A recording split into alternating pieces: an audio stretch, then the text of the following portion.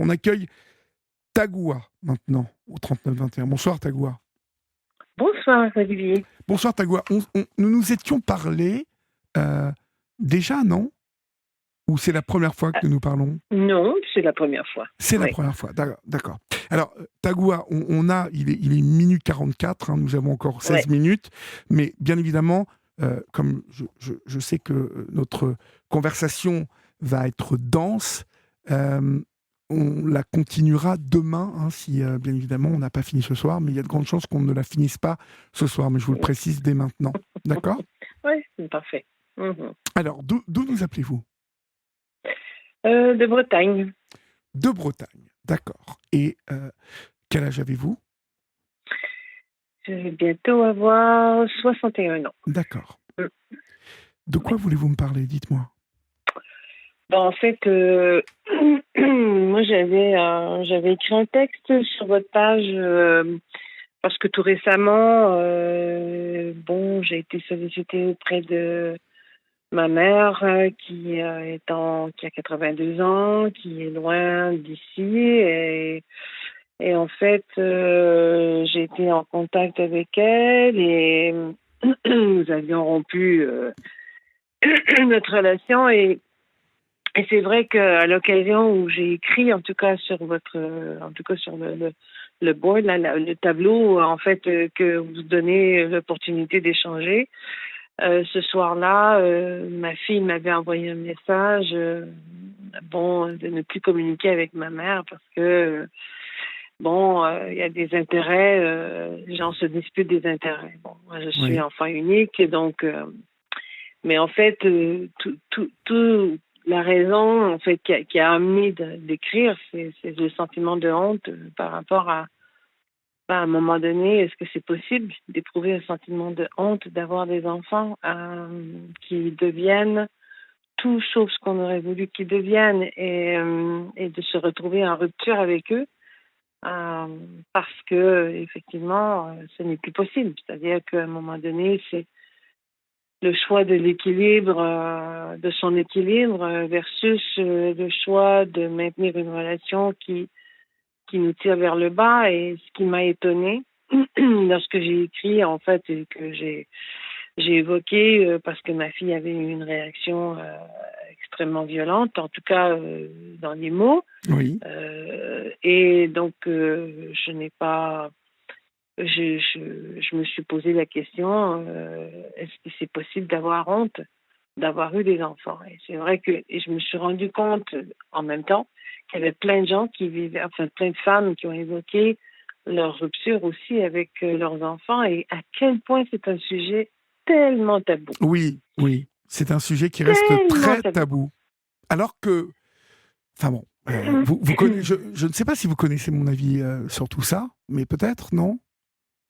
En partie, je vous écoute, mais je ne peux pas vous écouter tout le temps parce que non, des mais fois, bon, ça va être peut-être, très tôt. voilà. Êtes-vous tombé sur des discussions que nous avions avec certains témoins qui nous appellent pour évoquer des relations toxiques entre enfants et parents alors, souvent, le schéma de rompre avec un père ou une mère, hein, un enfant qui rompt avec son père et sa mère, ou sa mère, est quelque chose qui passe un peu plus, en tout cas qui paraît un peu plus acceptable et qui se passe un peu plus souvent. J'ai l'impression que ce sont des choses qui arrivent couramment. Mais que des parents rompent avec leurs enfants, là, ça passe plus difficilement. Alors que finalement, lorsqu'on atteint, et c'est ce que je dis souvent, lorsqu'on atteint un âge d'adulte, que l'on devient parent, que l'on devient... que nous devenons nous-mêmes des hommes et des femmes responsables, avec le sens que nous mettons dans nos vies, nos enfants, comme nos parents, ce sont des membres de nos familles, mais on n'est pas obligé d'être d'accord avec eux, on n'est pas obligé de faire notre vie ad vitam aeternam avec eux si, à un moment, ça devient toxique, en fait, et si ça fait mal. Oui, et moi, la particularité, c'est que il y a eu rupture de ma mère et mon père et la rupture de mes enfants. Donc, c'est vraiment... et c'est d'autant plus tabou parce que là, ça veut dire, mais qu'est-ce que je dois être mauvaise. Mais ça, c'est Donc, inévitable de passer par ce sentiment-là. Je oui, pense que non, mais là, c'est... je l'ai plus. Je l'ai Bon, plus. tant mieux. Je ne l'ai plus. Je ne l'ai plus. Et d'ailleurs, quand j'ai écrit, parce que bon, j'ai écrit sur votre tableau il y a peut-être deux semaines, non, peut-être pas loin, un mois. Et c'est vrai que le fait de l'écrire déjà, bon, moi j'avais déjà cheminé beaucoup sur la rupture familiale. Je savais déjà je savais depuis l'âge de 17 ans que ça allait être compliqué. Ça avait été compliqué déjà, donc que l'avenir était probablement compliqué. Donc j'ai fait un travail sur moi-même. J'ai fait des études dans le même sens aussi, donc ce qui m'a permis de comprendre beaucoup de choses. Et c'est vrai que la difficulté, c'est que, bon, moi, j'ai travaillé avec les situations des autres, mais là, publiquement, je me suis rendu compte, quand j'ai pris mon dernier poste, qu'en fait, c'était pas possible de nécessairement de dire la vérité. Parce que les gens deviennent déstabilisés très vite à partir du moment où on parle de rupture avec les enfants. Oui, d'autant plus que, et moi, c'est encore pire, c'est la rupture avec les parents et la rupture avec les enfants. Donc, Mais rassurez-moi, vous avez des amis, vous n'êtes pas seul, vous avez une vie euh, qui vous convient, relationnellement parlant ou, bon, comme ça, c'est toujours, d'abord, c'est un choix très coûteux qu'on fait. Oui, oui, oui, oui. C'est pas un choix. Moi, j'ai pris cette décision définitive de rupture justement il y a un mois et j'ai dit ça suffit parce que en fait, je savais que j'étais victime de maltraitance psychologique de Oui, la part de ma fille. oui. D'une part parce que j'ai élevé mes enfants dans la culpabilité de ne pas leur donner la famille rêvée que j'aurais voulu leur offrir. Mhm. Étant donné que j'étais déjà en rupture avec mon père et ma mère et que les deux familles de mon côté, de mon père et ma mère, étaient aussi en rupture l'une vers l'autre. Elles se détestaient depuis toujours. Donc, ça a été une enfance assez compliquée parce que mes parents ne s'aimaient pas non plus. Et j'étais pas forcément une enfant désirée. Donc, ça a compliqué un peu les choses. Oui, déjà. Le contexte étant, mais j'avais des parents extrêmement talentueux, j'avais un père extrêmement intelligent, ma mère très talentueuse, et bon, c'est des gens qui savaient recevoir, bon, tout ça, mais malheureusement, la difficulté, c'est dans le relationnel, et c'est là que, on en a le plus besoin pour évoluer, en tout cas, trouver son équilibre. Et c'est vrai que j'ai été obligée de tourner la page parce que c'était soit ça ou bien je vivais extrêmement malheureuse, donc j'ai fait ça et j'ai décidé de mener ma vie. Alors, pour que Et celles et puis, ceux qui nous écoutent, Tagoua, comprennent bien, parce que vous, votre histoire, bien évidemment, vous la connaissez, mais pour que oui, celles et ceux qui vous écoutent identifient oui. bien ce que vous avez vécu comme rapport toxique, en tout cas, pourquoi vous avez mis fin, expliquez-nous, alors bien évidemment, avec les choses dont vous pouvez parler, hein, Oh, en quoi, j'ai pas trop de limites. en quoi vous étiez maltraité et en quoi c'est devenu insupportable. Parce que Euh, ce soir, on fera les d'a- parents et puis demain, on fera les enfants. ok, bon d'abord j'avais un père qui était qui était surdoué et qui ne savait pas probablement, ou en tout cas qui avait une fine intelligence et mais qui avait beaucoup d'aspiration pour moi, très très vite, très très tôt, qui était très irréaliste. Donc, et je me rappelle que il était rentré dans ma chambre à un moment donné, j'avais 8 ans, et il m'a dit bon, les poupées, les peluches, ça suffit. Maintenant, c'est le temps d'être grande. Donc, il fallait que je grandisse vite, il fallait que je devienne comme lui, mais pas mieux que lui. Et donc, et quand j'ai commencé à former un peu plus ma personnalité et mon caractère, là, c'est devenu très conflictuel. Et donc, mes parents étaient déjà dans une relation très tendue depuis très longtemps. Je me rappelle, quand je dis très longtemps, c'est parce que je pense que depuis le tout début, hein. Et c'est vrai que je pense que mon père n'arrivait pas à se faire au caractère de ma mère et vice-versa. Oui, Et ma mère a développé une jalousie avec vis-à-vis de moi oui. par rapport au fait que mon père passait plus de temps avec moi qu'il passait, en tout cas ce qu'elle disait, qu'il passait de temps avec elle. Mais en fait, la vérité, c'est que j'ai appris beaucoup plus tard que mon père avait une maîtresse depuis l'âge que j'avais 5 ans. Et donc forcément, j'imagine qu'elle n'avait plus l'attention qu'elle s'attendait, qu'elle souhaitait. Oui. Et donc, mon père partait pour de longues périodes, pour 6 mois, 3 mois. Que Il faisait-il dans la vie? revenait.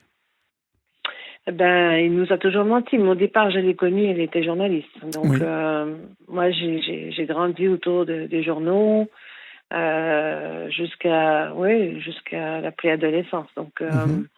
et il voulait et exigeait que je devienne journaliste. Donc, il m'a fait subir des trucs pas Ah possibles, oui, mais ah oui, bon, incroyable. mais ça a été très compliqué. J'ai été une enfant malade, j'ai été hospitalisée. J'avais 11 ans et pendant cette hospitalisation, j'ai jamais vu ma mère. Et donc, ça a duré 1 mois et demi et ma mère n'est jamais venue. Donc, j'ai ni sœur ni frère. Donc, ça veut dire que j'étais une enfant seule. Alors, donc, ça a été toujours, mais je sais que les parents font ce qu'ils peuvent avec ce qu'ils ont. Donc, Ils font toujours moi, comme je ils suis peuvent. Ouais. ouais, Ouais. donc pour moi, l'idée, ce n'est pas de blâmer et de passer sa vie à dire qu'on est victime de. Il faut se retrousser les manches et puis assumer les choix qu'on fait. Donc moi, j'ai décidé de me départir de ça parce que je savais que je ne pourrais pas évoluer. Je ne pourrais pas trouver mon équilibre. Moi, j'ai eu une crise d'adolescence extrêmement compliquée. J'ai été abusée sexuellement. Ma mère le savait et donc elle n'a rien fait. Donc c'est il y avait toujours une vengeance auprès de ma mère que je sentais à un moment donné. En tout cas, je l'ai Puis senti davantage quand. ça a dû vous mettre qu'elle ne fasse rien, ça a dû terriblement vous insécuriser aussi, enfin, je suppose. Bien, je pense que pour moi, l'apogée, hein, ça a été la journée de mon 16e anniversaire. C'est sûr que ça m'a insécurisée. J'ai été extrêmement instable à partir de l'adolescence. Je ne voulais plus habiter à la maison, hein. Oui. J'avais le nausée quand j'arrivais de l'école. Donc, j'avais toujours cette nausée avant même d'arriver. On prenait le bus scolaire, donc de l'école, et pendant tout le voyage, à chaque fois, je rentrais et j'avais la nausée. Donc, sans savoir ou mettre le doigt sur la chose, il y avait quelque chose d'extrêmement, c'est terrible, quoi. J'aimais pas. Et ma mère était infirmière, donc elle travaillait le soir et elle changeait souvent de shift, mais elle travaillait souvent de soir et de nuit. Donc, j'espérais toujours qu'elle soit au travail quand j'arrive parce que le malaise était toujours très profond. Donc, c'est vrai que quand j'ai dit à l'apogée, parce que à 16 ans, mon père, là, on était dans la finalité, en fait. C'est-à-dire que mon père a compris que je ne serais jamais ce qu'il voulait que je sois. Donc, à ce moment-là, il a décidé de me rejeter parce que je n'étais plus à la hauteur de ses aspirations. Je ne lui ressemblais plus. Mhm. Et, et je ne ressemblerais plus à ce qu'il voulait que je devienne. Et quand je lui ai parlé un jour de l'université, il m'a dit jamais, jamais je te laisserai à l'université. Jamais. C'est fou Je ça. voulais aller en sciences politiques et non. Donc, alors, à mon jour de 16e anniversaire, il m'a demandé de me suicider. Donc, et ma mère n'a rien dit. Ah oui, vous êtes tombé sur deux bons numéros, hein. Ah non, non, mais moi je l'écris, hein, l'histoire. Je l'écris cette histoire-là, mais bon, je l'ai pas publiée, mais je l'avais envoyé à un éditeur qui m'avait dit, mais c'était épouvantable. Et oui, c'est vrai, j'étais tombée sur deux sacrés numéros, mais en même temps, ils n'étaient pas, je ne dis pas ça pour les diaboliser, je pense qu'ils étaient pris tout simplement dans ce système. C'est-à-dire qu'ils étaient dans leur propre système à eux et il Oui, n'y mais avait enfin, rien pour les remettre en question oui, mais et ça a été très, très compliqué. il Ouais, y a oui. quand même normalement une charte, des règles, vous voyez, un pot commun, je vais dire ça comme ça Bien pour sûr. contextualiser, un pot commun de, de, de, de, de la parentalité. Et le rôle Mm. numéro un des parents est de protéger son enfant. Là, vous tombez sur un père qui vous demande de vous suicider à l'âge de vos 16 ans et votre mère qui ne fait rien. Enfin bon, il y a déjà dans tous ces actes-là, on sent une volonté de vous faire mal ou de vous blesser ou de... Enfin bon, ça Oui, me paraît insensé. c'était la façon de me punir de ne Oui. pas avoir le contrôle sur moi, en fait. On va être obligé de couper, mais écoutez, ce que je Oui. vous propose, c'est que nous reprenons demain à 23h, cela vous va. Nous retrouvons Tagoua, pardon, que nous avons quitté hier soir, faute de temps. Bonsoir Tagoua. Bonsoir, Olivier. Je vous prononce bien votre prénom, hein? Oui, oui, très bien. Tagoua, d'accord. Alors, hier soir, Tagoua, vous avez commencé à contextualiser votre témoignage en évoquant euh, les ruptures familiales, mais une rupture familiale un peu taboue, dont on entend peu parler, qui est celle de la rupture avec ses enfants, même si vous avez un tableau assez complet, je dirais, puisque il y a une rupture aussi avec vos parents. Et nous avons commencé à attaquer hier soir le volet qui concerne votre père et votre mère, avec qui vous avez rompu. Mais faute de temps, nous n'avons pas pu aller jusqu'au bout. Vous avez quand même évoqué une enfance et une jeunesse assez particulière, avec un père très présent, un père journaliste qui voulait faire de vous une journaliste et qui, le jour de vos 16 ans, parce que vous lui dites que vous voulez aller en fac et qu'il comprend visiblement que vous ne voulez pas être journaliste, qui vous dit de vous suicider. Vous nous dites aussi avoir été victime d'agressions sexuelles avec une mère qui le sait, qui visiblement connaît les circonstances de cette agression et qui ne vous protège pas, qui n'en parle pas. J'ai senti en tout cas une enfance et une jeunesse vécues dans une insécurité totale pour vous. Est-ce que j'ai assez bien résumé ou voulez-vous rajouter quelque chose? Ben, disons que je ne vais pas dresser un tableau seulement d'un seul côté. Je pense que je dois être. J'ai aussi appris à faire la part des choses, c'est-à-dire que j'ai eu des parents, je l'ai dit hier, mais je le redis, j'avais des parents qui étaient très talentueux. J'avais une mère qui avait des doigts de fée, qui a fait des choses. Bon, elle travaillait en cancérologie, elle faisait des choses pour les femmes qui avaient été opérées du cancer. Bref, donc j'avais un père qui avait aussi beaucoup de talent.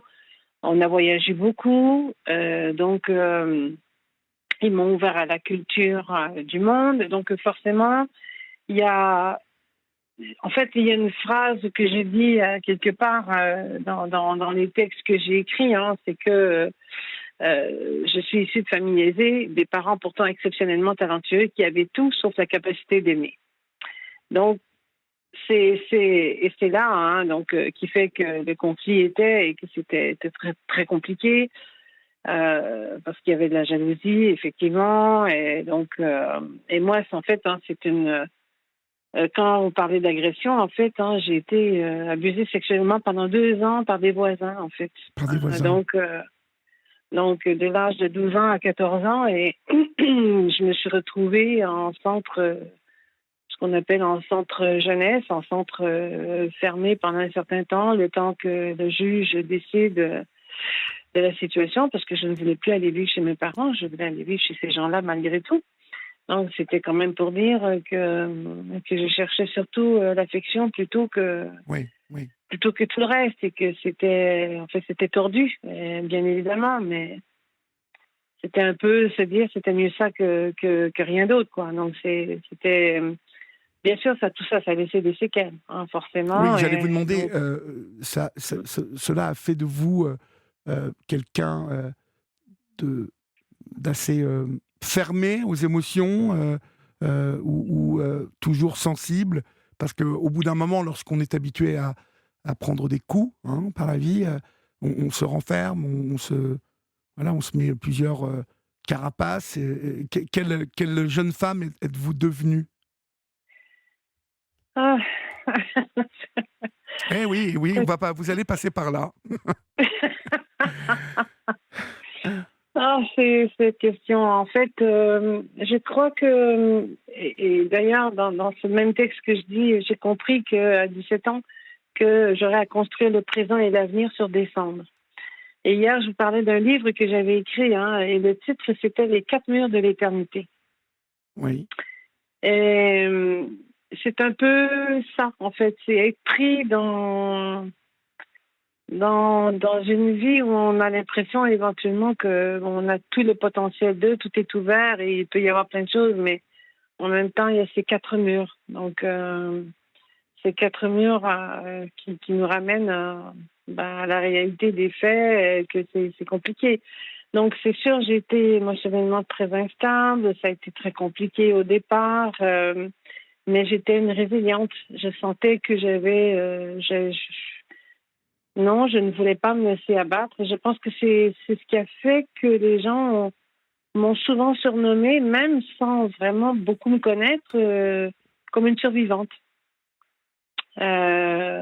Donc, j'ai appris beaucoup plus tard aussi que j'avais un HPI qui a fait que j'étais encore plus, ce qui expliquait une partie de ma difficulté de socialisation aussi. Donc, j'ai été assez seule. J'ai élevé mes enfants dans la culpabilité parce que je leur donnais pas la famille que j'aurais voulu, que je voyais les autres avoir. Et donc c'est évidemment, hein, j'ai vécu et je me suis beaucoup punie, entre guillemets, de ne pas avoir réussi tout ce que j'aurais voulu réussir. Donc, et ma façon de me punir, c'est de me saboter. Donc, oui, c'est-à-dire oui. que, bon, ben, forcément, j'étais musicienne, j'ai été auteur-compositeur, il aurait fallu que je pousse, tout le monde me disait, il faut que tu y ailles, mais non, chaque fois que j'arrivais au bord je faisais quelque chose pour me saboter et tout tombait à l'eau. Et c'est un peu ce qui est arrivé aussi avec l'écriture du livre. Donc, j'ai beaucoup de mal à franchir le seuil de la réussite. Et je me sens aussi très seule dans ces moments-là. Donc, et voilà, mais j'ai appris à vivre avec la solitude. Ouais.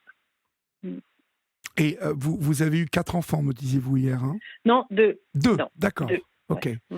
Et le père des enfants est resté un moment dans votre vie ou Ça ça a a été compliqué? été le premier, ça a été très compliqué. Il a été très violent avec moi, donc il a un problème d'alcool. Donc moi, je me suis séparée, donc je suis partie.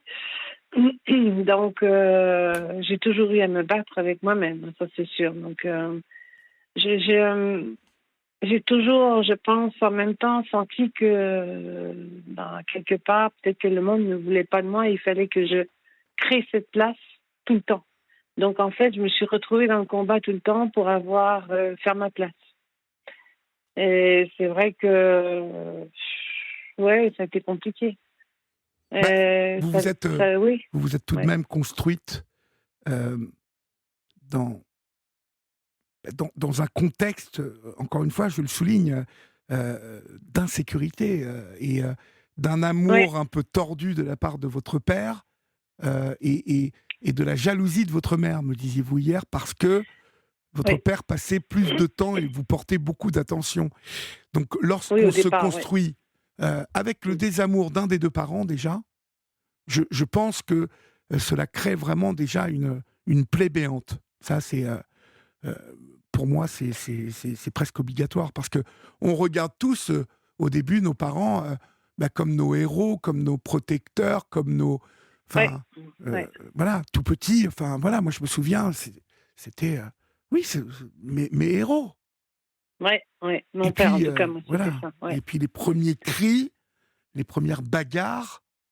Mais je vous parle de scènes de Mm. ménage de la vie quotidienne qui sont pas obligatoirement en plus violentes ou quoi que ce soit. Mais moi, je me rappelle que dans ma tête, c'était une catastrophe.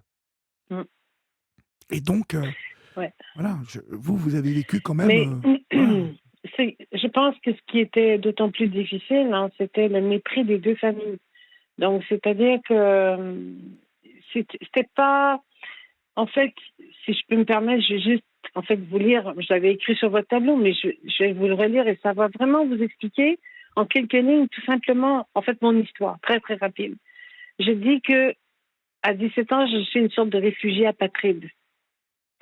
Parce que tous les liens qui m'unissaient à ma famille, tous ceux qui ont fait partie de mes souvenirs d'enfance et de jeunesse, ont été brisés par des guerres de clans, qui ont tout décimé de mes racines, de mon appartenance et de mes ressemblances. La haine et le mépris ont constamment meublé les discours des uns contre les autres. Et moi, l'enfant unique, j'étais coincée au beau milieu de ces vases d'hostilité. J'étais prise évidemment à partie, à l'image d'un objet qui faisait en fait obstruction à ce désir d'en finir avec l'autre. J'étais le rappel d'une union non désirée et de deux familles qui s'insupportaient. Donc, c'est vraiment, je dis après, j'ai tellement suffoqué ce déchirement que la seule option était de tout laisser derrière moi, même avec rien devant. Oui. Donc, c'est vraiment, et même si mon père me donnait une certaine attention au départ, cette attention, elle était conditionnée au fait que je devienne l'extension de ce qu'il n'avait pas réalisé. Sur deux choses. Mon père était musicien et journaliste, il souhaitait que je devienne journaliste, mais il souhaitait aussi que je devienne musicienne. Et ce choix-là, je ne l'ai pas fait. Donc, et ça s'est arrêté pour lui. Tout a changé à partir de ce moment-là. Mais les choses s'étaient dégradées bien avant. C'est-à-dire qu'il avait déjà vu, à partir de l'âge de 9-10 ans, que là, je commençais à avoir mon propre caractère. Oui. Pardon. Et que je pouvais lui dire non parfois. Et donc, et à partir du moment où j'ai commencé à lui dire non, là, les choses ont commencé à changer. Et je suis Dès tombée l'âge de malade. 9 ans. Hein, Pardon? Dès l'âge de 9 ans. Oui. Ouais. Je me rappelle d'une situation pour moi qui avait été terrible. C'était un jour de Pâques. Et donc, vous imaginez, moi, j'avais ni frère ni sœur. Donc, forcément, ma mère était la plus vieille de toute la famille. Il n'y avait pas beaucoup d'autres enfants. J'étais la seule pendant très longtemps. Et mon père était le plus âgé de sa famille aussi. Donc, le plus aîné. Alors, donc, je me rappelle un jour à Pâques, j'avais 9 ans. Et on était chez ma grand-mère maternelle. Et donc, on était là, on passait du temps, on avait mangé le midi. Et puis, mes parents s'en allaient faire un tour de je ne sais trop où, en tout cas. Et moi, j'ai demandé la permission de rester chez ma grand-mère. Parce que il y avait plein de monde, parce que, il y avait de l'action et tout ça. Donc, et ma grand-mère a dit, mais bien sûr, elle peut rester, ça va me faire plaisir. Et mon père a dit non. Et moi, j'ai dit, mais pourquoi tu me dis non? Je n'ai pas envie d'aller là-bas. Je restais chez ma grand-mère. Alors donc, il m'a dit non. Et donc, j'ai pleuré, forcément, parce que ça m'a fait de la peine. J'avais pas beaucoup souvent la chance d'être entourée. Il faut quand même savoir que mon père partait pour des périodes de 6 mois. À la fois, il revenait pour 1 ou 2 mois. Il avait une maîtresse. Donc, il n'était pas très présent. Donc, et quand puis, il ouais, était, ouais. il prenait toute la place, mais quand il n'y était pas, voilà. Et puis un homme Et, qui mène une double vie comme ça ouais. est dispersé, vous voyez, émotionnellement. Ah oui. De Il ne toute peut façon, être il n'était pas là. concentré. Ouais. Voilà. Ah ben non, c'est sûr. Et puis je savais que là, sans savoir ce qui se passait, moi je savais déjà qu'il n'aimait pas ma mère. Hein. Donc, Et elle le savait aussi, vous savez. Et je suppose qu'il le savait aussi.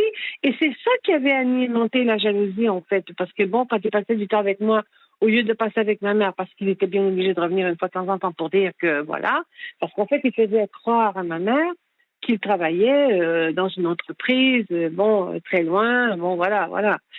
Et puis, ma mère a fait envoyer, à un moment donné, elle l'a fait suivre, et donc, elle s'est rendue compte que c'était pas vrai, après 10 ans. Mais pour revenir à cette histoire de jour de Pâques, donc mon père, vu que je pleurais dans la voiture et que ça l'a énormément, frustré et fâché, il a pris la voiture et ma mère était là. Et donc, ils sont allés me reconduire à la maison. Je me rappelle, ils m'ont fait rentrer dans la maison chez nous, chez mes parents. Et ils ont verrouillé la porte et ils sont partis pour le reste de la journée. D'accord. Donc, voilà. C'était le genre de choses que je vivais. Ouais. On va, si vous le voulez bien, Tagoua, faire une petite pause, et puis je vous retrouve dans quelques secondes, d'accord ? Oui. À tout de suite.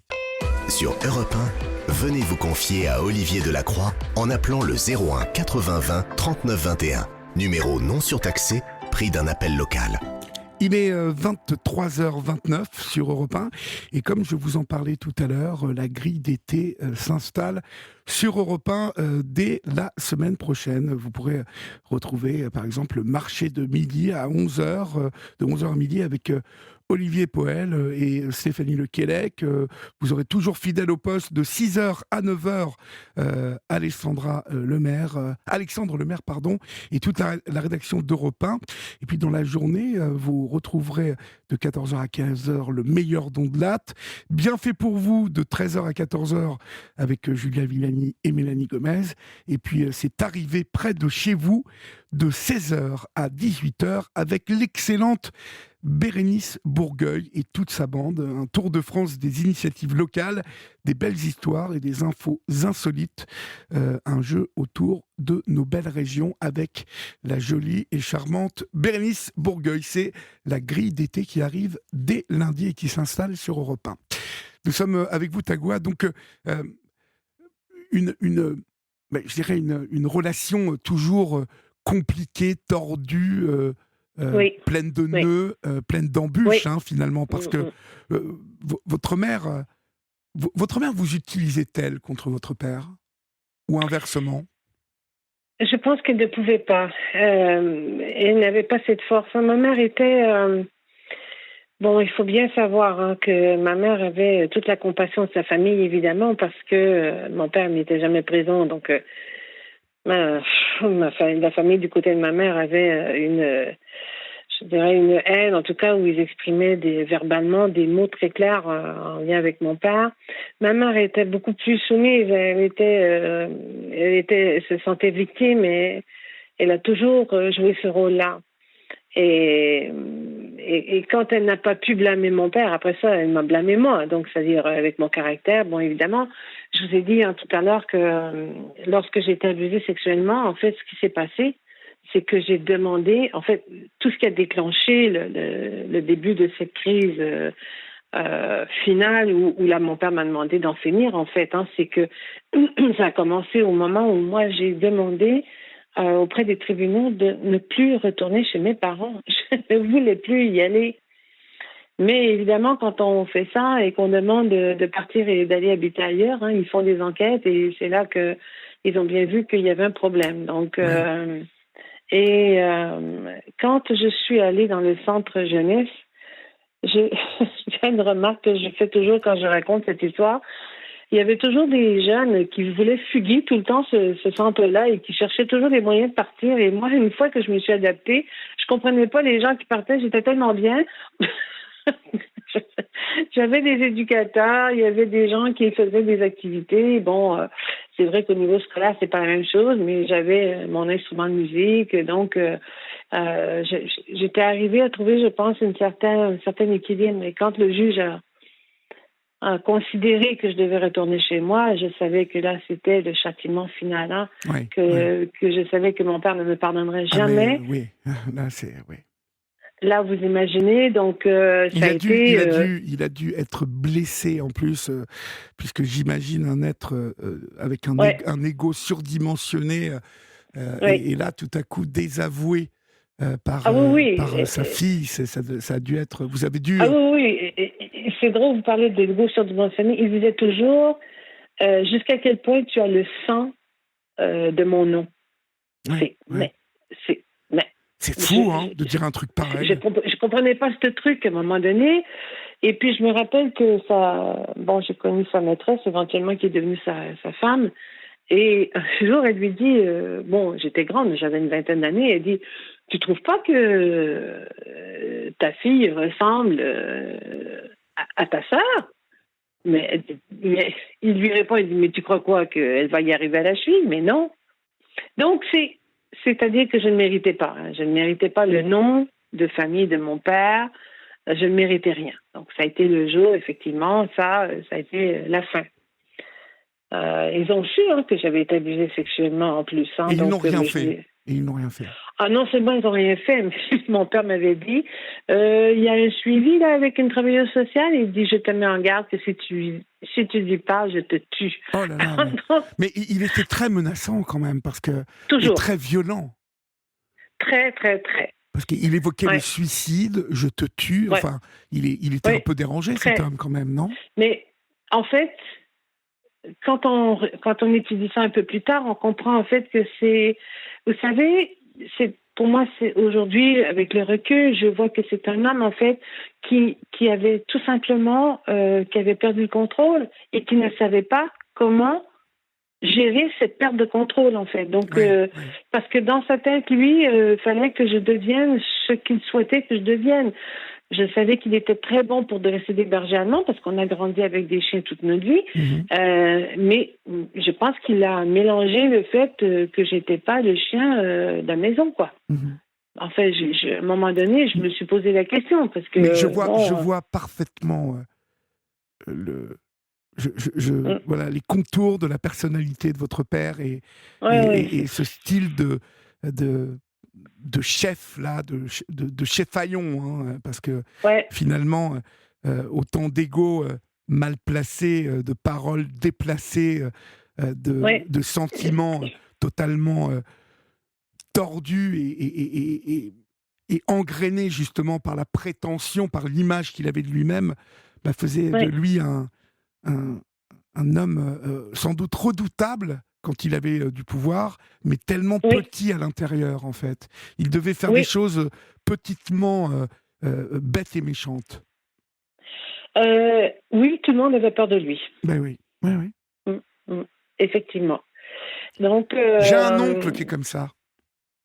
ah bon? Oui, qui est totalement... vous savez, mon père m'a toujours C'est- dit, c'est- les cons qui s'ignorent sont les pires. Bon, tu as un certain avantage à chaque fois J'espère qu'il n'y a pas qu'un... trop d'enfants. Euh, ben si, mais ses enfants ne lui parlent plus. Bon, ouais. Et C'est- lui ont bien rendu, son fils notamment lui a rendu ça, c'est vraiment là, il lui voue une haine incroyable, et il en souffre beaucoup, hein, cet oncle d'ailleurs. Mais quelque part, il récolte ce qu'il a Mm. semé. Et quelque part, la chance que vous avez eue, Tagoua, c'est d'être ce que vous êtes aujourd'hui. Parce que vous auriez pu enclencher la première et suivre l'éducation qu'il voulait vous donner et vous laisser façonner comme il aurait aimé que vous soyez. Et vous seriez peut-être, voilà, on ne sait pas, mais vous seriez devenu quelqu'un de redoutable aujourd'hui. Euh, Est-ce que j'ai certainement... vous êtes posé cette question? Oui, mais je pense que j'ai tellement eu à me battre pour survivre.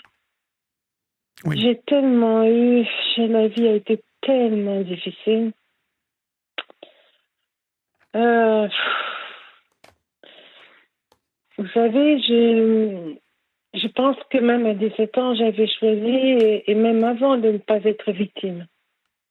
C'est terrible de dire ça parce que j'ai compris quand j'ai fait mon travail sur moi-même que, en fait, j'ai été victime, malgré tout. Complètement. Même si je n'aime pas le dire. J'ai été victime de violences sexuelles pendant presque 2 ans. J'ai accepté ça de manière inconsciente parce que j'avais envie d'être aimée, tout simplement. J'avais envie de sentir que j'existais. Et cette dame-là, malgré tous les défauts, j'arrivais de l'école, elle me faisait des gâteaux. Imaginez. Elle faisait attention à moi, vous. j'avais l'habitude. Donc, c'était. Ouais, voilà, quoi. Donc, j'ai accepté ça. Enfin, est-ce que j'ai accepté? J'ai pas. Non, ça, c'était plus gros que moi. Je ne pouvais pas me battre contre ça. Beaucoup de victimes parlent et évoquent, comme vous, quand on est enfant, on ne connaît pas l'interdit, on le sent, peut-être on le perçoit, on sait que ça n'est pas, qu'il y a quelque chose d'anormal qui se passe, en tout cas de pas normal. Oui, c'est ça. Mais on ne sait pas voilà, qu'un adulte n'a pas le droit de nous toucher, n'a pas le droit de nous faire n'importe quoi. On ne sait pas vraiment, puisque l'adulte est le modèle, est censé être le protecteur. Donc, tout à coup, je suppose que vous vous êtes retrouvé avec quelqu'un qui vous portait de l'attention, qui vous aimait, qui vous le montrait. Oui, c'était un couple. Alors, et comment ça a commencé? Ça a commencé sur le fait que d'abord, ils allaient souvent à ce qu'on appelle des encans. Et donc là, il y avait un peu pour acheter des lapins, des poules et des trucs. Et donc, ils ont commencé par m'acheter un lapin. Je ne pense même pas en plus que s'était pas calculé dans leur tête de faire ce qu'ils ont fait. Je ne crois pas au départ. Après, bon, ça c'est autre chose. Mais même aujourd'hui, j'y pense et je me dis non, je crois pas que quand il m'achetait un lapin, c'était pas. Je pense pas que, en tout cas, de son côté à elle, c'était pour aboutir là où ça aboutit. Mais bon. Oui, ça a commencé par là, visiblement. En tout cas, ça a commencé par là. Mais il me sortait le dimanche. Moi, j'étais toujours seule à la maison. Mon père n'était pas là. Ma mère qui partait, à 12 ans, ma mère est partie au Maroc pendant 3 semaines. Mon père n'était pas là. Je n'avais rien mangé. Personne ne m'a rien dit. J'arrive un soir. Ma mère me laisse une note en sortant de l'école. Je vois ça sur le truc. Bonsoir, je suis partie au Maroc. Ben, tiens donc. Donc, à 12 ans, se retrouver seule dans une maison, pas d'argent, c'est compliqué. Ah non. Incroyable. Tu iras chez ta grand-mère si t'as faim. Bah oui. Sauf que ma grand-mère n'était pas au courant qu'elle était partie. Donc, vous voyez, c'est... Oui. Et puis après, quand ma grand-mère sait que ma mère est partie, après ça, elle me dit, si ton père était pas aussi imbécile, ta mère n'aurait pas besoin de s'enfuir pour aller en vacances. Vous voyez comment ça tourne, hein? Ouais, donc, d'accord. Alors, venons-en. Allez-y, finissez, puis on Non, mais vous voyez bien qu'il n'y a pas d'issue possible. Non. Je n'avais pas de réconfort. Je ne pouvais pas avoir un réconfort ni du côté de mes familles, c'est-à-dire mes familles annexes, c'est-à-dire mes grands-parents, mes tantes, mes oncles. C'était impossible. Je n'avais pas ça. Donc, et mon père était en conflit avec son propre frère, donc parce qu'il méprisait. Et avec raison, parce qu'il méprisait ses enfants, que évidemment, vous l'avez dit, vous l'avez très bien dessiné sur le profil tout à l'heure, donc tout ce qui n'est pas à sa hauteur n'est pas bon, et donc lui donne le droit de marcher dessus. Donc il a fait la même chose avec les enfants de mon oncle, de son frère, donc forcément il y avait rupture, donc moi j'avais plus personne. Oui. Donc ces voisins-là sont devenus pour moi... C'était un refuge. Et puis en plus, on me faisait des gâteaux. Moi, on n'a jamais célébré mon anniversaire. Mmh. Donc, alors là, on me faisait des gâteaux quand je revenais de l'école. Je suis obligée de vous dire que là, c'était quand même la fête. Hein. Oui.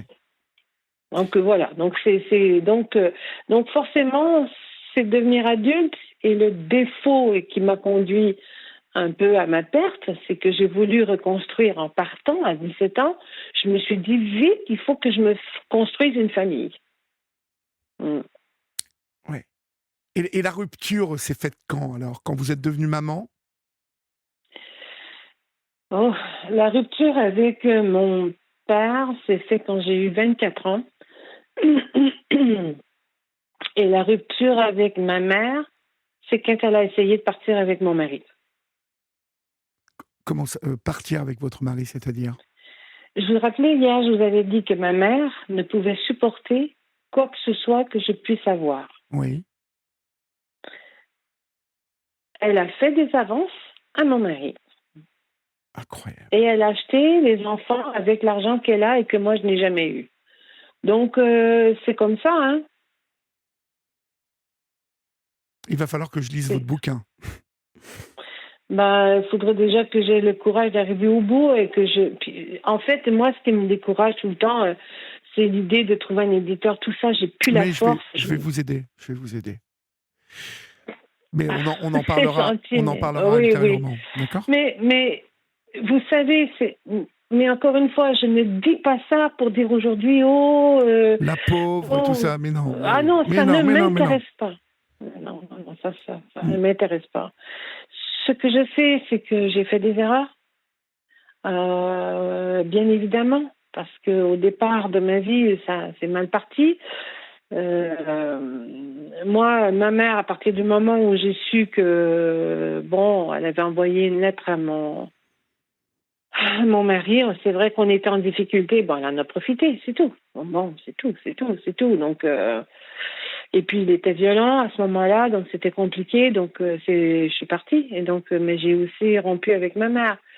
Ce qui m'a pas empêché d'essayer à d'autres reprises de reprendre contact avec elle à quelques moments. Mais ça a toujours été une catastrophe. Donc, et je finissais toujours déchirée, à pleurer, brisée, déçue. Donc, non. Non, donc, en fait, je n'ai pas revu mon père depuis que j'ai l'âge de 24 ans. Et je ne sais pas s'il est toujours vivant ou s'il est mort. Et puis, maintenant, ma mère est morte. Bon, en tout cas, elle est en fin de vie et avec une perte de mémoire importante. Oui. Donc, voilà. Les enfants. Ouais, et vous imaginez que vite vouloir une famille pour essayer de corriger l'histoire n'est jamais une bonne idée. Mais je pense que quand on a mal poussé, en tout cas pas de la meilleure manière qui soit, il y a peu de chances, à moins de tomber, avoir la chance, hein, parce que certains l'ont eu, cette chance, j'en connais, de tomber sur l'homme qui était honnête, qui était valeureux, qui était l'amour de leur vie, mais beaucoup malheureusement attiraient les tordus. Oui. Attirer des hommes violents, souvent, des hommes pervers, des hommes... Parce que quand on est blessé, je ne sais pas, hein, je suppose que ce type d'homme, ce type de vautour, de loup, détecte... Oui, absolument. C'est un peu l'odeur du sang, en fait. Oui, c'est ça. Et la difficulté, c'est que autant on est d'une force d'avoir surmonté ce qui était derrière, et après, c'est vrai que j'ai erré pendant un certain temps, ça a été compliqué, et puis après ça, je suis partie pour les forces armées, donc j'ai fait mon service volontaire, moi, parce que bon, c'était ma porte de sortie pour quitter ça, quoi. Pour vraiment, parce que j'avais rien devant. Et donc, mais bon, là aussi, j'ai échoué. Juste avant d'arriver à la réussite, juste avant de réussir, j'ai échoué. Donc, c'est toujours l'échec est vraiment quelque chose qui marque ma vie, hein, jusqu'à... Oui. J'ai toujours l'impression d'être en échec à quelque part, mais en tout cas, de manquer de courage. Bon, puis je me dis... J'en ai eu pour d'autres choses. J'essaie de moins me flageller aujourd'hui, en tout cas. Il faut. C'est sûr. Mais non, donc j'ai eu des enfants dans un contexte où je voulais construire une famille et que je ne voulais surtout pas répéter l'histoire. Alors, qu'est-ce que j'ai fait pour ne pas répéter l'histoire? J'ai surdoublé, évidemment, en étant attentive, en étant là, en inscrivant les enfants à des activités, en les promenant à gauche, en promenant à droite, en faisant des fêtes à la maison, invitant les copains, donc aller voir des spectacles. Bon, enfin voilà, donc d'y être, mais je vivais dans la culpabilité, malgré tout, de ne pas leur donner de famille. mes enfants n'avaient pas de grands-parents. Mhm. C'est terrible. Et je n'ai ni sœur ni frère. Donc, j'avais rien. J'avais rien. Et ça, pour moi, j'ai porté ce fardeau-là. Et je pense que ça s'est senti, hein, forcément. Et en plus de ça, j'étais écorchée, vive du rejet. C'est-à-dire que moi, je pense qu'à partir depuis très jeune, et le fait que ma mère ne m'aimait pas vraiment, en fait, je ne la sentais pas. Donc, j'ai toujours ressenti le rejet. Et aujourd'hui, je me rends compte de ma fragilité face au rejet. Hein. Je porte aujourd'hui un syndrome post-traumatique. Donc, je vis seule parce que non, je peux même pas imaginer entrer en relation. J'aurais trop peur c'est plus possible, quoi. Donc, j'ai fait le choix de la solitude depuis très longtemps maintenant. Mais ces enfants, vous me disiez hier à un moment que c'était devenu impossible et que vous ne pouviez plus vous laisser manœuvrer, manipuler comme ça. Que s'est-il passé avec ces enfants? Parce que en fait, mes enfants ont 10 ans de différence. Donc, déjà. Combien de différence? 10. 10, d'accord. Ouais. Donc, j'avais un garçon qui a hérité aussi de cette surdouance-là de mon père. Et donc, c'était déjà très compliqué chez lui. Donc, et ça allait très bien jusqu'à temps qu'il arrive à l'âge de 15 ans. Où là, il y a eu une fracture. Les filles sont arrivées dans sa vie. Le goût de la liberté aussi. Et je pense qu'il a toujours senti que j'étais coupable de ne pas lui avoir donné tout ce que je voulais. Donc, je lui donnais toujours tout. Mm-hmm. Et à un moment donné, je me rappelle, j'avais fait une demande pour avoir ce qu'on appelle, je ne sais pas comment on peut dire ici, mais on a des organismes qui existaient à l'époque pour des familles monoparentales. Ça s'appelait des sœurs, avoir une petite sœur ou un frère. Donc, c'est-à-dire que c'est des grands frères et des grandes sœurs qui, pour des enfants qui n'ont pas forcément les deux modèles de parents. Oui. Et donc, vous êtes en Belgique Vous parlez de la Belgique ou de la Suisse, là? Non, je parle du Canada. Du Canada, d'accord. Et donc, et c'est vrai que c'était ce qui était bien de cette association-là, c'est-à-dire que c'était des adultes qui avaient été évidemment investigués et tout ça, donc et qui venaient le dimanche ou un soir la semaine et qui sortaient, qui pouvaient sortir. Et je trouvais que mon fils manquait de présence masculine. Donc, je voulais vraiment lui donner le maximum et son père le reniait déjà. Donc, c'est-à-dire que son père ne voulait pas avoir de contact avec lui. Et moi, j'ai forcé le contact avec le père et ça a été un échec. Mm-hmm. Donc, ça, il m'en a voulu énormément. Donc, j'ai forcé le contact parce que je me disais qu'à 13 ans, il faut que, j'avais dit à son père, il faut que tu t'occupes quand même, il faut que tu reprennes contact avec ton fils. Tu peux avoir eu d'autres enfants, mais c'est pas grave. Maintenant, il faut que tu reprennes contact.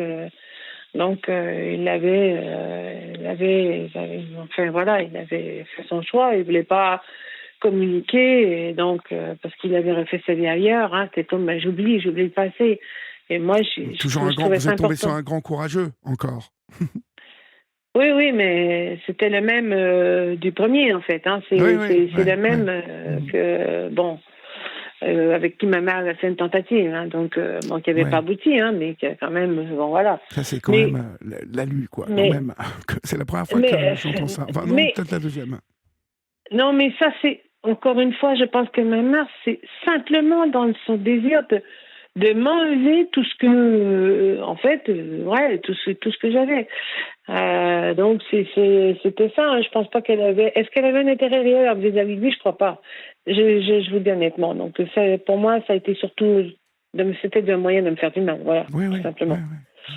Euh, et je pense que tout ça qui était malsain autour, même si je voulais le tenir éloigné, il y avait quand même quelque chose qui était là. Donc avec mon fils, ça a été difficile. Et à partir du moment où j'ai tenté cette connexion avec son père, parce que je trouvais ça important, et je disais à son père, écoute, s'il m'arrive quelque chose un jour, moi, même si je suis pas vieille, t'es quand même son lien, quoi. C'est important pour lui, pour son adolescence, il faut que tu reprennes contact. Eh ben, ça a été la catastrophe et j'en ai suivi le blâme. Hein. Ouais. Donc, et c'est vrai que bon, j'étais pas la meilleure mère non plus. Hein. C'est-à-dire que je travaillais, j'étudiais, je faisais tout. Mais bon, en même temps, je pense que je faisais pas assez. Je me dis encore, je dis ça et je me dis, est-ce que j'aurais pu faire plus? Je sais pas, mais j'ai certainement pas assez fait ou j'ai mal fait en tout cas pour que ça en arrive là. Mais j'ai fait ce que j'ai pu. Aujourd'hui, je dois mettre fin à ce dilemme pour dire j'ai fait ce que j'ai pu avec mon fils. Et c'est vrai que quand il y a eu ce rapprochement manqué, Oui. Bon, ben là, ça a signé la fin, en tout cas, de cette relation plutôt qui était vraiment sympathique. Moi, je sais qu'il avait démontré quelques difficultés déjà, vers l'âge de 12-13 ans, au début de l'adolescence. Hein, forcément. Et puis, bon, après, il est parti très, très vite. Il est parti de la maison à 17 ans. Et donc, et puis bon, il y a eu une rupture. Hein, donc, pour lui, il s'est trouvé une autre famille où tout allait bien et l'autre famille l'a adopté à 22 ans, comme si, en fait, hein, c'est moi qui l'avais élevé, mais c'est eux qui ont tiré bénéfice de la relation. Excusez-moi, Non, excusez-moi. j'entends le petit chien, enfin le gros même. Je pense que c'est un gros à la voix. Oui, donc excusez-moi. Je vous en prie. Et donc tout ça pour dire que non, ça a été compliqué, ça a été un déchirement épouvantable parce que j'étais proche de mon fils et que j'avais vraiment tout fait. Et là, j'étais accompagnée déjà. Et j'avais demandé un accompagnement, même pour mon fils, pour moi-même, pour qu'on puisse se rapprocher. Non, il ne voulait pas. Ah, il ne voulait pas. Il ne voulait pas. Et puis, je suis déménagée ici une première fois. Et donc, après, je l'ai invité. Il avait 21 ans. Je l'ai invité à venir passer Noël. Et je lui ai dit, on ira au Mont Blanc, on ira en Suisse, on ira se promener. Ouais. Donc, il a accepté, hein, il est venu. Et j'avais défrayé tous les frais hein, pour qu'il vienne. Et donc, et puis je lui avais acheté en même temps son cadeau d'anniversaire. J'avais acheté une montre en Suisse. Et je n'avais pas tant de moyens que ça, hein, mais bon, donc j'ai dit ça c'est ton cadeau de Noël, mais aussi ton cadeau d'anniversaire. Et moi, je n'ai rien eu. Hein, il n'était pas arrivé pour me donner le cadeau, ni une carte ou quoi que ce soit. Hein, donc, mais il était là et quand on a été faire les boutiques, il cherchait des cadeaux pour sa nouvelle famille là-bas. Donc, il a acheté des cadeaux pour tout le monde là-bas et donc, et moi, j'avais rien. Donc, ça m'a vraiment blessée. Ça a été la dernière fois que je l'ai vu là. Je ne l'ai jamais revu depuis. Je lui ai envoyé pendant des années, sur Facebook d'ailleurs, des messages de joyeux anniversaire, oui. de joyeux Noël, mais qui n'a jamais répondu. Donc, je sais qu'il a un bon travail. Pardon. Je sais qu'il a un bon travail, qu'il a réussi quand même sa vie, et que bon, enfin, je crois. Mais je pense à quelque part qu'il y a quand même un trou qui doit rester. Je pense Ah, qu'il un truc qui faut va oublier rester, c'est-à-dire? qu'il a eu une mère, je Oui. sais pas. Quel âge a-t-il maintenant? 42 ans. Il 49 a ans. eu 42 ans hier. Mm. Mm. Et hier, vous lui avez renvoyé un message? Non. Non. Il ne va plus sur sa page depuis 2017 D'accord. ou Oui. 2020. Ouais. Donc, Et votre fille, en fait, bon, ben, ma fille, relation très fusionnelle, très proche jusqu'à l'âge de 12 ans. C'était vraiment... pardon, excusez-moi.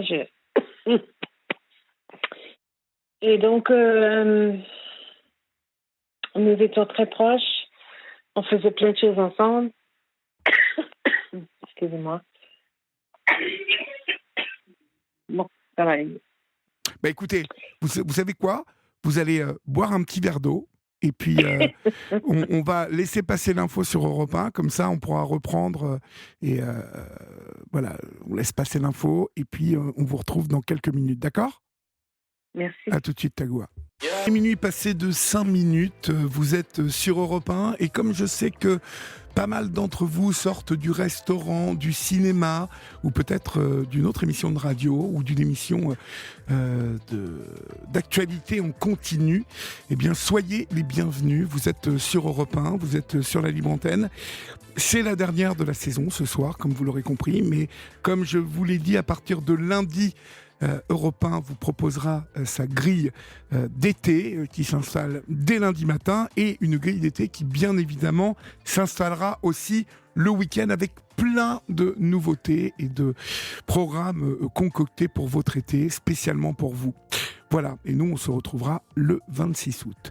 Nous sommes toujours avec vous, Tagoua. Donc nous parlions de votre fille, en fait, qui elle a 10 ans de moins que le garçon.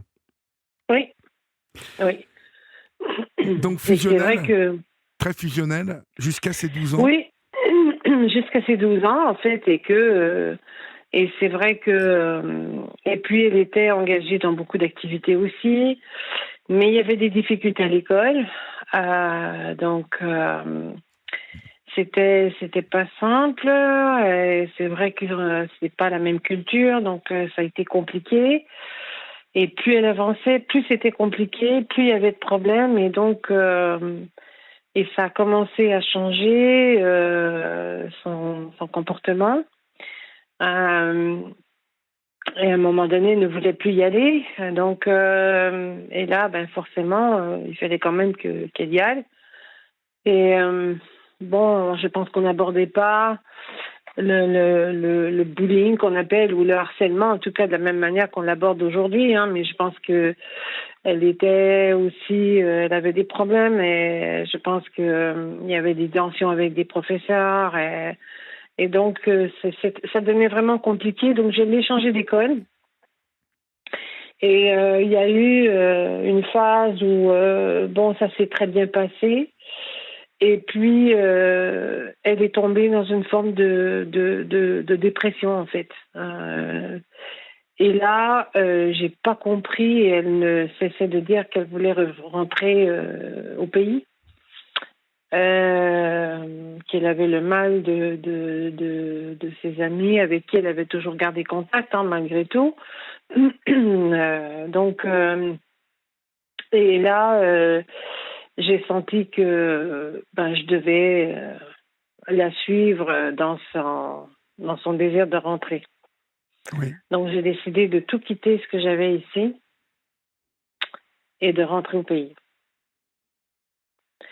Pour elle. Eh ben, ça a été la descente aux enfers. Pourquoi? Pourquoi? Parce que, en fait, elle est partie un peu avant moi. Bon, elle avait déjà tout près de... Elle venait d'avoir 14 ans. Donc, et là, c'était très compliqué. Donc, j'ai dit, je peux pas partir comme ça. Donc, j'ai dit, si tu veux, j'avais pris des arrangements avec les parents des amis qu'on avait déjà là-bas. Donc, avec ses copines avec qui, elle avait des relations depuis très, très longtemps. Donc, elle est partie avant moi pour aller les retrouver. Et pour commencer l'école, le temps que moi, je finisse de vider la maison, partir à l'international, c'est pas simple, hein. On fait pas ça en criant lapin quand même, de retourner. Donc j'ai dit le temps que j'organise les choses ici, que je parte, que je mette que je fasse le déménagement. Donc alors je suis repartie là-bas. Et quand je suis arrivée, en fait, les parents m'ont dit ça ne va pas du tout. Elle fugue, elle se retrouve à gauche et à droite, elle n'écoute pas, elle ne rentre pas, elle ne va pas à l'école. Mais là, j'ai dit mais pardon, vous parlez quand même pas de ma fille là. Ah ouais, Donc incroyable. là, j'ai dit mais je comprends pas. Et donc mais complètement à l'ouest. Et là, j'ai commencé à avoir peur. Je suspectais peut-être que là, j'ai dit, est-ce qu'il n'y a pas un problème plus profond qui est en train de se développer, quoi, qui va au-delà juste du comportement qui est problématique, quoi. Et donc, mais le temps que moi j'arrive et que je m'installe, et donc, et que je mets tout en place, évidemment. Et en plus de ça, je dis, je vais me dépêcher d'acheter un appartement tout près de l'université parce que elle me disait toujours, je vais aller à cette université-là, je vais aller à cette université-là. Quand je suis arrivée, quand je suis revenue là-bas, je me suis empressée d'acheter un appartement tout près de l'université qu'elle disait elle rêvait d'aller. Donc, j'ai tout fait. Elle n'a jamais habité dans cet appartement. Pourquoi? Ça a été, elle a fugué, elle est partie à gauche, à droite, ça a été, et vous savez qu'une fois que vous êtes rendu à 15 ans ou 16 ans, quand l'enfant part, hein, c'est pas la protection de l'enfance, hein, il ne la cherche pas vraiment, quoi. Parce que il y a une espèce de vide entre l'âge de 15 ans et demi et 18 ans. Hein, donc, c'est-à-dire que si l'enfant décide d'aller habiter ailleurs, ils peuvent pas aller la chercher pour qu'elle rentre à la maison. Enfin, ça dépend des provinces, mais là où on était, en Ontario, c'était comme ça. Donc j'avais plus d'emprise du tout sur elle, en fait. Et donc, ça est devenu très compliqué. J'ai demandé à ce qu'elle soit suivie. J'ai demandé une évaluation parce que je suspectais qu'il y avait un problème. Elle a toujours refusé. Et puis, à un moment donné, elle s'est retrouvée dans la difficulté. Elle est revenue. Donc, forcément, quand les enfants sont en difficulté, ils savent trouver un chemin habituellement. Donc, elle savait très bien que je l'accueillerais et que, évidemment, que je ferais tout pour l'aider. Donc, mais là, cette fois-là, une des dernières fois, j'ai dit, écoute, là, il faut qu'il y ait un suivi réel parce que moi, j'en peux plus parce que j'étais dans les émotions. À chaque fois, je vivais des déchirements épouvantables, quoi. Donc, j'avais essayé de l'inscrire à une école. Ils avaient un projet d'aller en Jamaïque, pour construire une école. Je me dis, là, ça va être quelque chose qui va l'habiter, elle va être contente, c'est des choses qu'elle aime faire, c'est des choses qui la passionnent. Je me suis accrochée tant pour autant à ça, mais ça n'a pas marché. En fait, tout ce que je faisais, ça n'était pas, ça n'allait pas. Donc, ça a été vraiment un échec et je me sentais toujours coupable. Toujours coupable tout le temps, en me disant qu'est-ce que j'ai, tout ce que je n'ai pas donné, toute la famille qu'elle n'a pas eu, tous les appuis qu'elle n'a pas eu, et toutes mes petites misères à moi que je dois, mes défauts, mes travers à moi que je dois aussi lui imposer, hein, c'est-à-dire mes insécurités, mes difficultés certainement Parce que moi, d'avoir des relations avec les gens, c'est compliqué. C'est-à-dire, c'est compliqué parce que, enfin, ça l'était, hein, là, ça l'est moins, mais parce que j'ai jamais voulu parler de mon histoire, parce que j'étais obligée de mentir tout le temps sur mon histoire, parce que c'est tabou, hein, forcément. Si on veut pas être catégorisé tout de suite, il faut rien dire. Et puis, il faut surtout pas rien dire qu'on a trop de difficultés avec ses enfants, parce que ça paraît mal ici. Donc, j'étais déjà honteuse de ma propre histoire, donc ça venait se rajouter. Hein. Donc, forcément, tout ça fait que, à un moment donné, j'ai dit, je ne peux plus. Je ne sais plus quoi faire, je ne peux plus.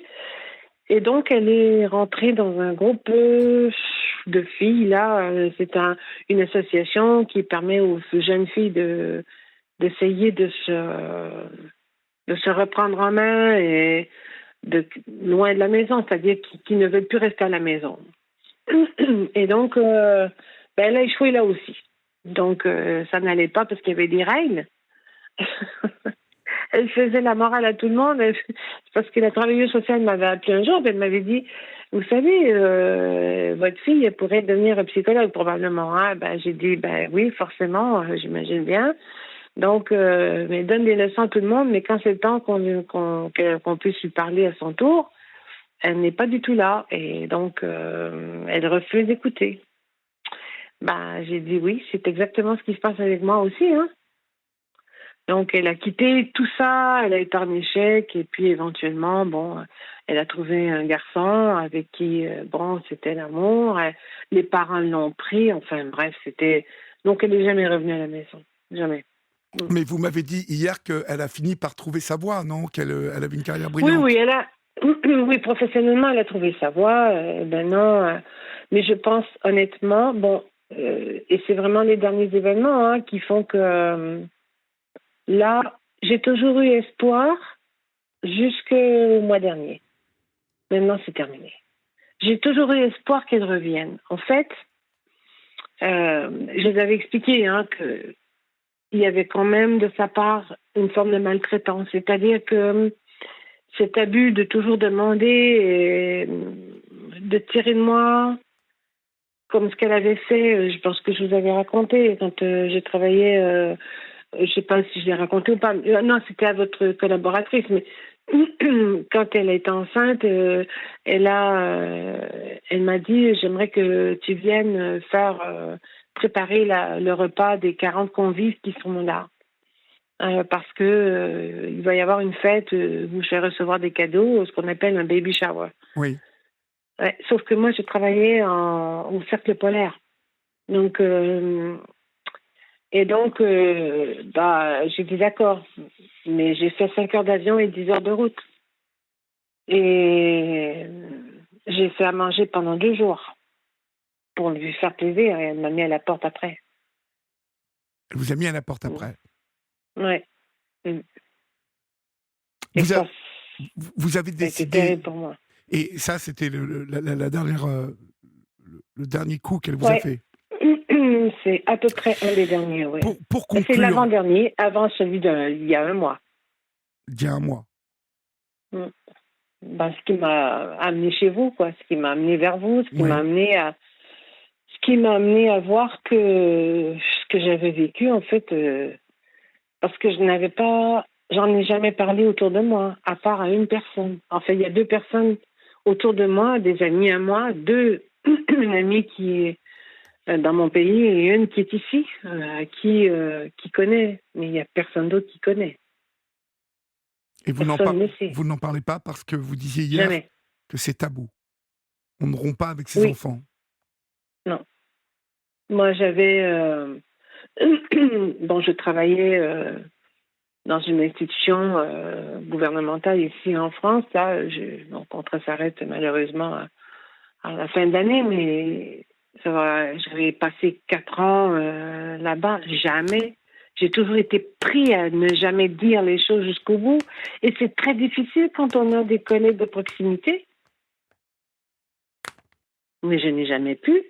Donc, je me suis toujours retrouvée à tourner un peu les affaires pour faire comme si, parce que à un moment donné, je sais très bien que j'ai tenté à un moment donné de dire les choses et je sentais que là, ça pouvait pas, ça passerait pas. Mais je pense que, vous savez, c'est quelque chose que vous vivez pour vous, et c'est vrai. Je vais vous dire, c'est très tabou, en tout cas en France. Hein. Je ne sais pas si Oui, ailleurs, oui, c'est, oui, oui. mais c'est vrai qu'un parent qui décide de rompre avec ses enfants, c'est quelque chose et qui est peu répandu, en tout cas qui doit arriver, hein, mais dont on parle Ben, très rarement. ouais, mais soyons, pour moi, je vais plutôt être juste en disant que mon fils a décidé de rompre avec moi, plutôt, et que là, il y a un mois, c'est moi qui ai rompu avec ma fille.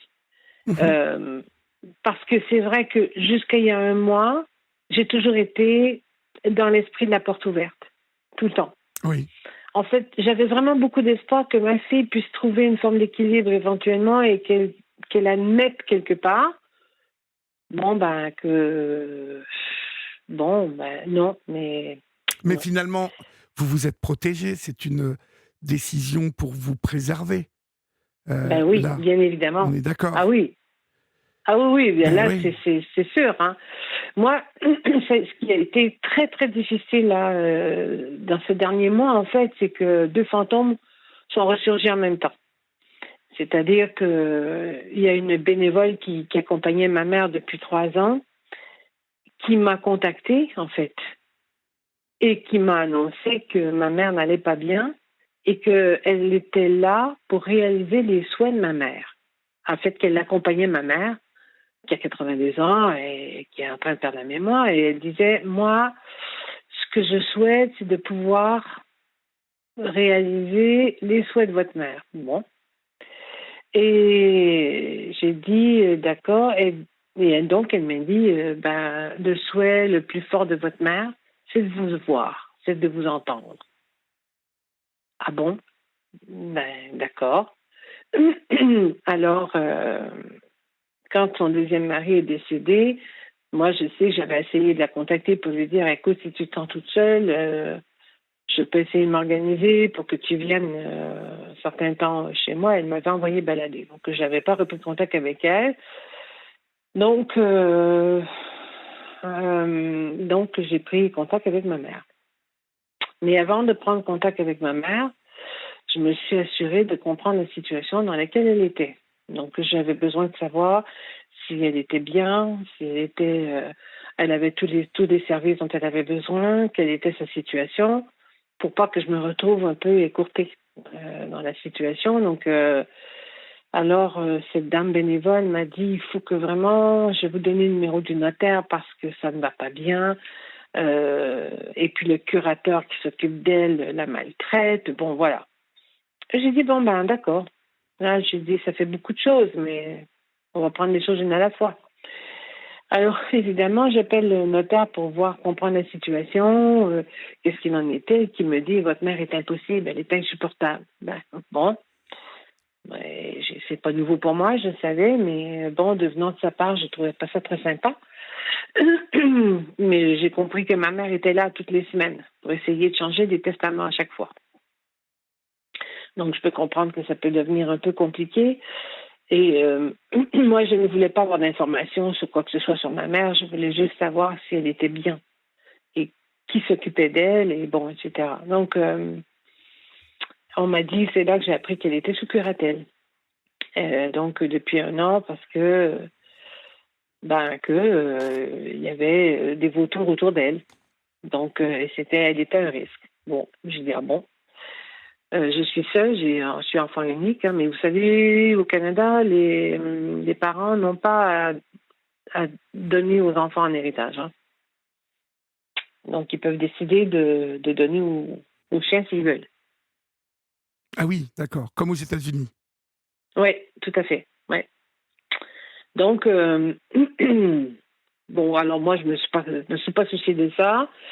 J'ai appelé ma mère, et donc je vais voir. Donc, j'ai appelé ma mère avec le recul. Ça me permettait de voir un peu où j'en étais moi-même, hein, parce que ça faisait quelques années, Oui. beaucoup d'années même. Donc, et puis, j'étais quand même assez fière de moi parce que je me rendais compte que je maintenais cette distance sans être froide, dans la mesure où il n'était pas question que je m'expose. Ça, c'était clair. Mais en même temps, je voulais m'assurer qu'elle soit bien. Donc, j'étais fière de moi dans cet équilibre. Voilà. Mhm. Et donc, j'ai vu que ma mère n'arrêtait pas de dire « Oh, comme je suis contente que tu m'appelles, et ça me fait plaisir. » Et elle s'est mise à pleurer, nanana. J'ai pris un autre 2 semaines avant de la rappeler pour prendre de ses nouvelles, etc. Et un soir, j'ai eu une communication avec ma mère qui me disait tu sais, ta fille veut que je lui paye sa maison. J'ai dit, mais qu'est-ce que c'est que ce truc, hein? J'ai dit, Bah, tiens. tu t'arranges avec ton curateur, hein. Moi, c'est pas moi qui m'occupe de ça, donc c'est pas. J'ai dit, ça fait pas de sens, tu trouves pas, non? Donc, et je voyais qu'elle perdait beaucoup la mémoire, hein, donc je me suis rendu compte de ça. Et puis, quelques jours après, j'ai reçu un message de ma fille sur Messenger que je n'avais pas. Le dernier message que j'avais eu avec elle, datait de 2017, parce que je l'avais félicitée parce qu'elle avait eu son permis de conduire. Et donc, je lui envoyais plein de compliments, plein de mots doux, hein. Donc, et je reçois un message de sa part qui me dit « Je viens d'appeler la police pour que tu ne parles plus à ma grand-mère. Personne ne te doit rien, pas d'argent, pas de rien. Donc laisse-nous en paix comme tu l'as fait pour les derniers 20 ans. » Ah ben voilà. C'est encore une belle histoire d'argent, encore aussi. Eh oui. Eh oui.